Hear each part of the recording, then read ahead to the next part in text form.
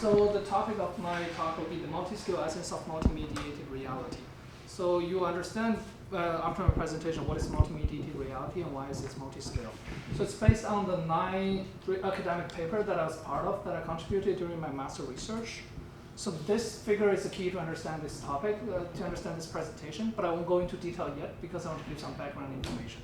So I'm sure everyone has heard about some sort of reality technologies, for example, augmented reality or virtual reality. So early in 1994, a professor here at U of T, Paul Milgram, proposed a continuum called virtuality continuum that defines a landscape about all these reality technologies. This continuum starts at real world as the origin and has an extrema at virtuality, where all the information we perceive are virtual.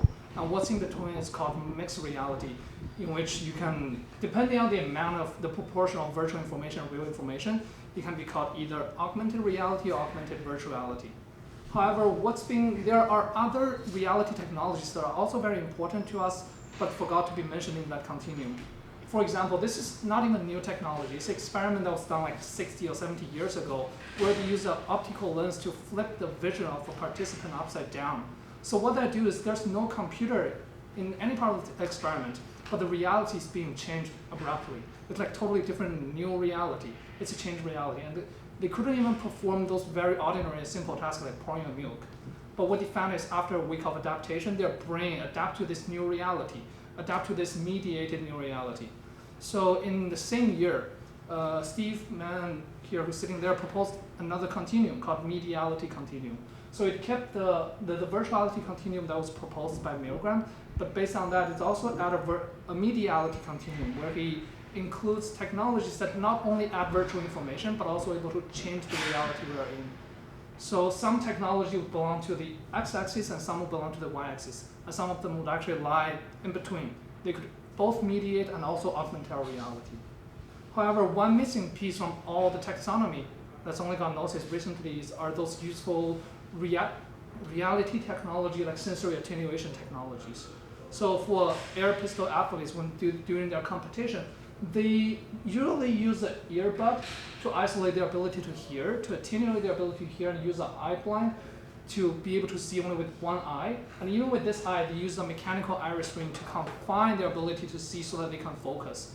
So when the reality is too much for you, you can use attenuation technologies to make it more to make it easier for you to concentrate. So these sort of technologies cannot be reflected in all those continuum.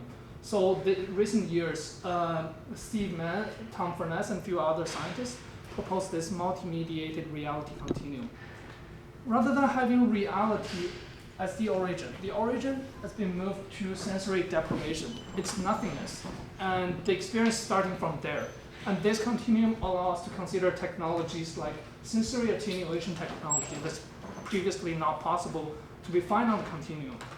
And we can now try things like, when we try to create a virtual experience, one thing to do is to build a virtual experience based on reality. You let someone put on a headset and then try to experience a spacewalk. That's one way to do it. Or with this new multi-mediated reality, a new possible way to do it is to bring people from reality to total sensory deprivation, nothingness, and then create a virtual experience based on that. Maybe that could provide us a new way to create an immersive experience because people might forget they're on Earth. So this new continuum, this new taxonomy opened up many new possibilities of research. And the nature of this multi-mediated reality is at multi-scale. It doesn't just happen at, say, a wearable smart glass or wearable headset. It happens at different scales. For example, this is a physical scale that we're looking at, and here we also have a socio-political scale, and here this one is an informatics scale. So the main axis that we'll be talking about is the physical scale, and it has an environment, and also it has an environment, which kind of defines a space that within ourselves and surround us that we interact with. So in this thesis, we will explore the multi-mediated reality technologies at different scales. So chapter 2 will talk about body scale multi-mediated reality, and chapter 3 will talk about cloth or wearable scale multi-mediated reality. And chapter 4 we'll be talking about bicycle, and chapter 5 is car. And in chapter 6, we'll have a brief overview of environment. the environment level of multi-mediated reality. And all these technologies that mediate our life, but what's the purpose of doing that, or how should we do that? So in this thesis, we adopted a design framework called humanistic intelligence. It was proposed by Ray Kurzweil, Marvin Minsky, and Steve Mann back in 2013. And in fact, the first mention of this was in 1998 by an article by Steve. So HI, humanistic intelligence, is intelligence that arises because a human being is putting in the feedback loop of a computational process of a computer.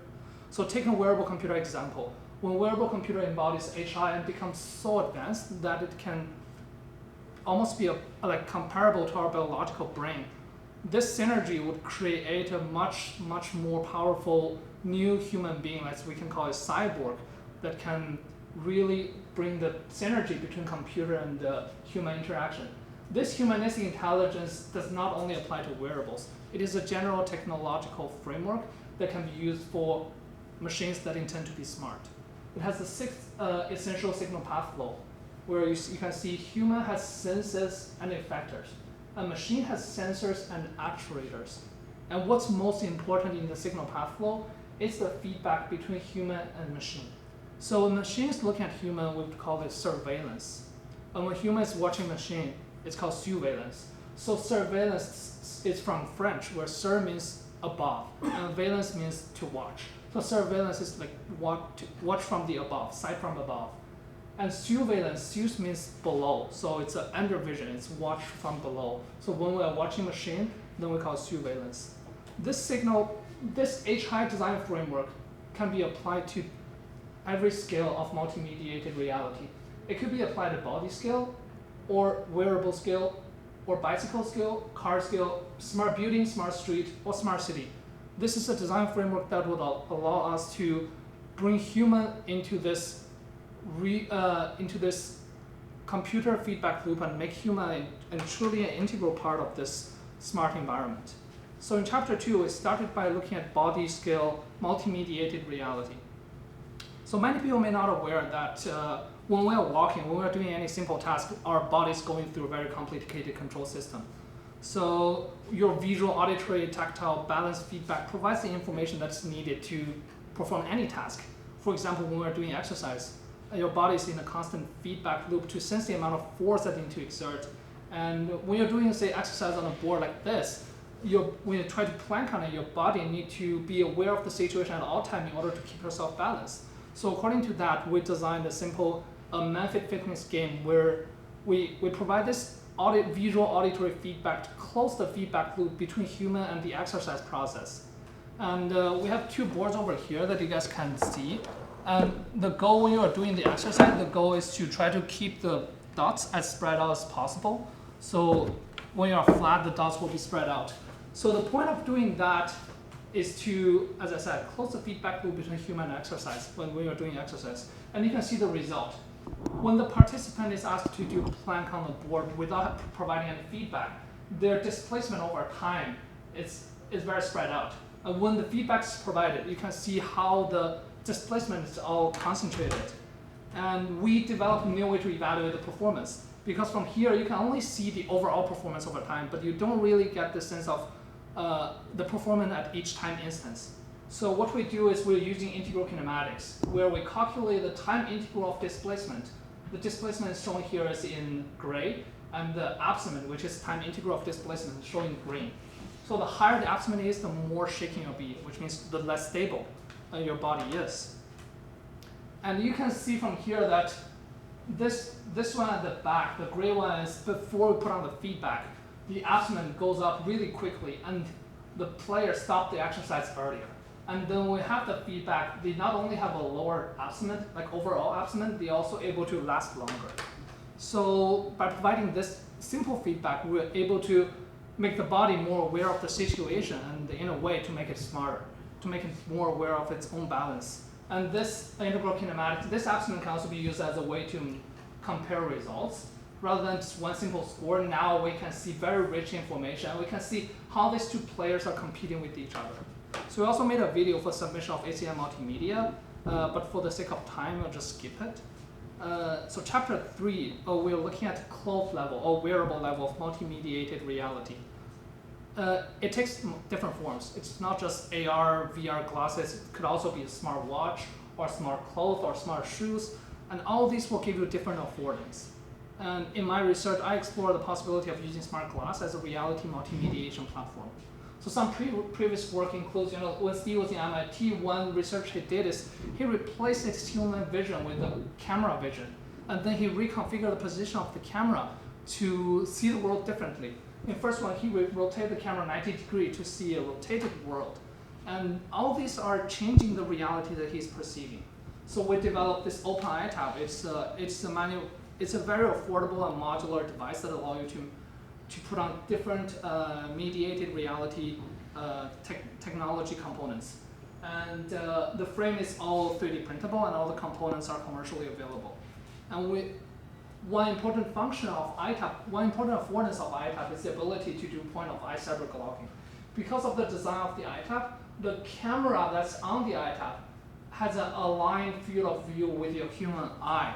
So in a way, your eye is the viewfinder. You don't need to pull out your cell phone and look at the thing and take a photo. What you see in your eye is what you're going to take, what's going to be on the picture. So in a sense, we are transforming human into a camera, and that's why we call it cyberglogging. What's interesting about here is this is what Steve's a news that Steve captured back in 1995 that he live streamed online.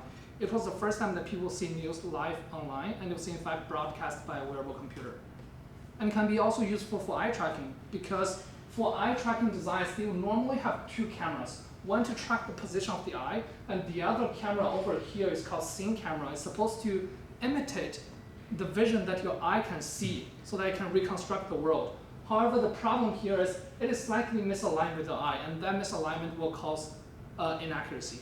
But iTab can conquer that problem because the scene camera could have an exactly overlapping field of view with your eye. At the same time, the eye camera can track the eye position. So as a result, we can not only track the position, the movement of the eye, but we can also see where the eyesight is falling on. And that gives us a very accurate way to measure what people are looking at. And last but not least, we also developed a thermal vision module for iTab. This allows people to see the world in a totally different way. Like everything that you're familiar with, you see more information. Essentially, you can see heat. And there's a live demo on that table over there that you guys can put on. It's this thermal iTab, and you can pass it around later on and see it. And again, there's a quick video for iTab, which I'll skip for now. And there's a lot of possibility with this product, but we feel like we are like such a small group that we cannot really make all this module possible, make all the function possible. So we started an open source initiative so that people online can download the guide, they can 3D print at home, or they can buy a kit from us and make their own smart glass. So next, chapter 4 is about bicycle scale multimediated reality. So many people may not have a question like, why are you concerned about this? Why bicycle, right? Bicycle, in fact, there's a famous cyborg scholar called Manfred Kleins. Bicycle is his favorite example of a cyborg tool. What he says, you could even say that you're riding a bicycle or wearing spectacles, and that fits the cyborg concept. Because there's a feedback there. You don't have to go into space to become a cyborg. The feedback that involved by balance the bike and to approach the goal, it's so complicated, and many of them are actually like subconscious control. It's really making bicycle an extension of your body. And the multimediation on bicycle level actually has happened. Like there are many examples, and one of the previous examples is this radon. What they have over here is there's a radar inside the stone that can help the bikers see what's behind them. So when there are objects approaching, this Doppler radar will have a frequency change, and then that will be converted into audio signal and be reflected on be sent to the biker through the headset. So in a sense, they can develop this bike vision, and they are able to see their blind spot without turning their head around. And what that affords us to do is it allows us to concentrate on what's in front of us and forming this closed feedback loop with our bicycle. And further, this is humanistic intelligence. It allows us to form a tighter feedback loop between us and the technology. And yeah, we have to do a calibration on the data because there's a lot of high frequency noise. And after calibration, you can clearly see how an object is approaching and then moving far away.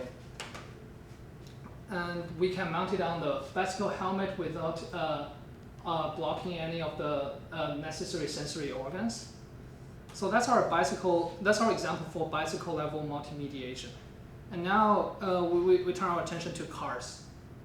So car is actually also an extension of body and mind. So when someone's driving on the road and got hit by a different car, what will happen is you'll say, oh, he hit me, not he hit my car. Because subconsciously, we see car as an extension of the peripheral of our body, and the process of controlling the car can be modeled with a simple control feedback loop, where we can see that if the desired position in the lane is our goal, and human driver, the action we're taking is the control parameters, and as a result of that control parameter, we're changing the angle of the wheel, and the car as a plant will move to corresponding position.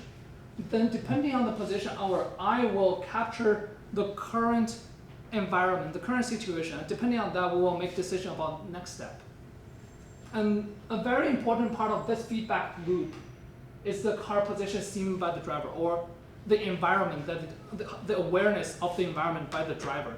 So there are existing attempts to do multimediation at car level. For example, there are smart heads-up display that trying to display the car dashboard or the lane detection, or say the car detection on cars, so that human can focus on driving rather than getting distracted and move their head around. All of this are trying to make this feedback loop even tighter. And also technologies like this, trying to make the car, there are technologies that now allow you to see 360 degree of the car so that there's no blind spot. This is like human, when we're walking, we can see around us, but now when you sit in the car, there are technologies that allow you to do the same thing. Cars are becoming transparent. Cars are becoming a natural extension of our body and mind. However, there are situations like where the scene can have such a great dynamic range that our eye or cameras who is facilitating us drive cannot capture. And that will break this feedback loop, which will make us separate from the car and can cause a lot of safety issues. So one solution that we are inspired by is by the welding helmet that Steve and the team built about 7 years ago. What the welding helmet allows you to do is, for the first time in human history, allow you to see a welding scenario this clear. So welding scenario has a huge dynamic range. And normally, human nor camera can see what's going on, just see a dim blob. And the technology behind it is called HDR, High Dynamic Range Imaging. So essentially, it uses multiple exposure of the same scene and combine the details from all exposures into one picture. And that composed picture is HDR picture. So we duplicated that philosophy and put that on the car, trying to help the car see better. So we mount a camera on the car.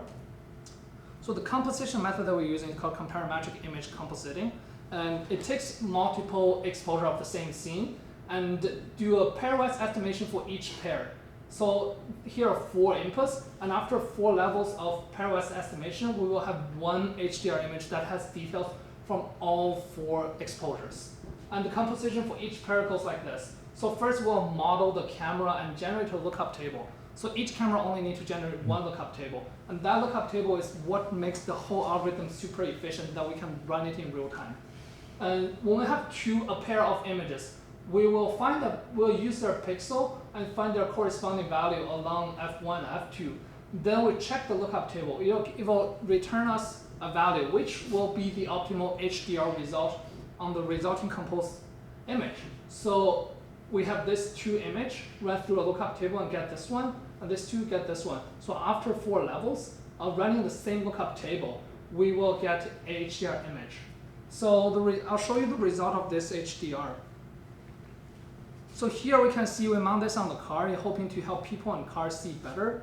And now as we drive to a break, right?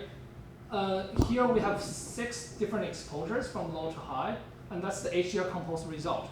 What you can find is in exposure 1, you can see the background and foreground, say the pedestrian path, really clearly. And you can also see the green light really clearly. But you don't know what's going on under the shade. But in exposure 4 or 5, you can see clearly like what's happening under the shade, how many cars are there, are they turning, but you don't know what's going on behind you. You cannot even see the light clearly. So in HDR, we extract all the detailed information, put them into one. Here we can not only see the background clearly, we can also see the car in the shade. And also we can also see the road, the street light clearly. So this is very helpful not only for human driver, but also for cameras or self-driving cars who is trying to be aware of the environment. And it works in different scenarios. Here, if you can see, in exposure 1, we don't know what's going on under the bridge, but we do see, you see all the buildings behind it. But in this exposure 4, you can see what's over here, what's in front of you clearly, but you lost all the details about the background. So, but here in the HDR resulting composed image, you can see all the details in there, naturally. So there's no doubt that HDR can help improve the vision of camera and human. But can it also improve, say, other algorithm? Can it make self-driving car more reliable? And we believe the answer is yes. So what we did is we ran a simple lane detection algorithm on our HDR algorithm. So exposure 4 has been measured to be the best single exposure to run lane detection. And we're running an lane detection algorithm here. And we are also running the same piece of code on the HDR. And you can see the result.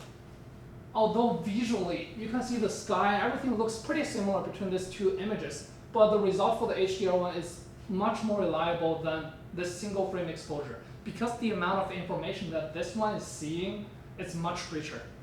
And what's special about our technology is we are using the CCRF lookup table method to make it real time.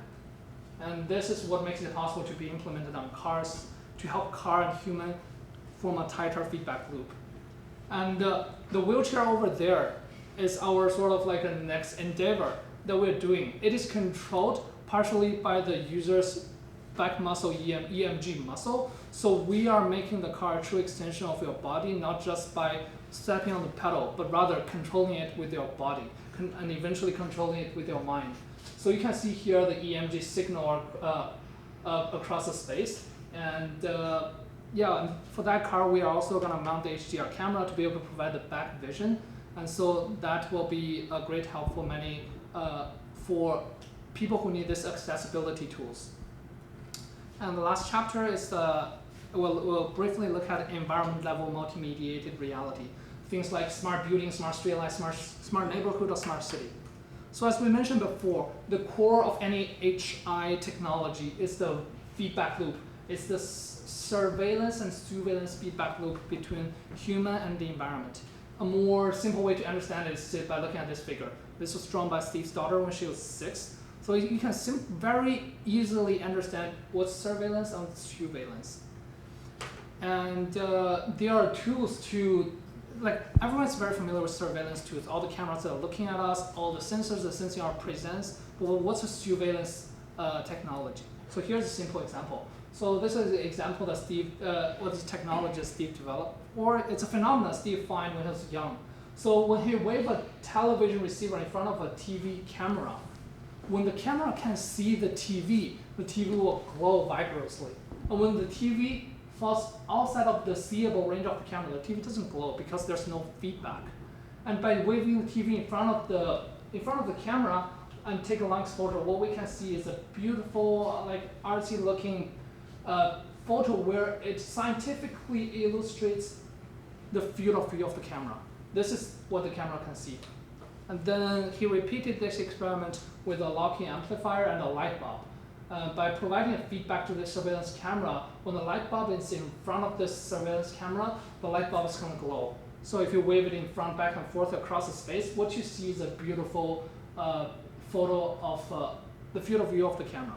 So this is very useful to help us to understand, to sense what are the sensors sensing, right? So to sense what are the cameras sensing. This is what they're sensing. This is their field of sight. And it can also be useful for IoT applications. For example, for all these faucets that are equipped with sensors, we never really understand what's the range they're sensing, how they're sensing, and that insight is never revealed to us as a user. But this technology allows you to scan those faucets and understand and clearly see what's their range of sensing. And what that affords us is to fundamentally understand how things work and how should we interact. Now you know where you can put your hand and actually make the device work. And we have an experimental setup in our lab where we have a special locking amplifier and this 2D plotter can can scan across the entire space to plot out pretty much any sensor we want to sense. So here we are plotting out, here are 5 and 6 ultrasonic sensor. Those are the same type that you find in any IoT rangefinder or DC racing car rangefinder, same type. So we are using this machine to swim out the vision, the sight of those sensors. You can clearly see what the sensor is emitting from this figure. So this helps us to understand how should we design those sensors to have an aligned waveform that we want. And here again, what's showing up over here is we have a microphone to the left that's listening, and we have a speaker to the right that's emitting. But by using this device, what we are scanning out over here, what's showing is this speaker's ability to hear, to listen. So here where it has like higher intensity, what you see is this speaker is able to listen more clearly at that region, but over here it has a weaker ability to listen. And under the context smart building, it is very useful because most of the smart building are actually made up with all those sensors. And the faucet and like an automatic door, or even those smart speakers. Amazon Alexa has 6 microphones that are constantly listening to us 24/7. Do we ever understand how are they listening? What are they listening? And this is a way that, from a user point of view, to help you to understand how they are sensing you, and therefore closing the gap, and to make it truly a humanistic intelligence multi-mediated reality technology. So this thesis explores the multi-mediated reality at different scales, and those technologies would manifest themselves by bringing user along some of the axes. And when we are designing those technology under the principle of HI, we can make technologies that are truly useful for human, and we can lead us towards a more intelligent future where human can seamlessly interact with computers and the environment around us. And those peripherals can be a true extension of our body and mind. Thank you.